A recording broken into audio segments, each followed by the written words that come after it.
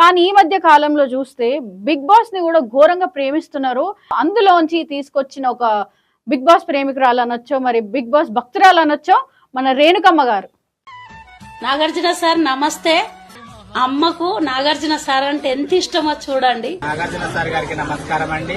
9 big boss లోకి మా అమ్మగారు రేణుకమ్మ గారు తీసుకోవాలని మేము అందరం మనస్ఫూర్తిగా కోరుకుంటున్నామండి. ఓకే, సో మనకి ఎట్లా మన సోషల్ మీడియాలో అక్కలు, మోడళ్లు, తల్లులు ఎట్లున్నారో అట్లా అమ్మ కూడా ఉంది రేణుకమ్మ గారు. బిగ్ బాస్ కి వెళ్ళాలి అని ఎప్పటి నుంచి అనిపిస్తుంది మీకు? కొటేషన్లు వీడియోలు. సో ఈ కొటేషన్లు అనేది మీ సొంతమా, లేకపోతే మన గూగుల్ సెర్చ్ చేసి ఆ కొటేషన్లు? ఓకే, ఇప్పుడు ఇన్స్టెంట్ గా ఒక కొటేషన్ చెప్పండి మనకి. ఊసర వెళ్ళి ఆపతలు మాత్రమే రంగులు మారుతాయి. ఇప్పుడు బిగ్ బాస్ 9 అని ఎందుకు అంత ఖచ్చితంగా కూర్చున్నారు? 8 లో 7 లో ఎందుకు కూర్చోలేదు అప్పుడు? అట్లా అంటారు.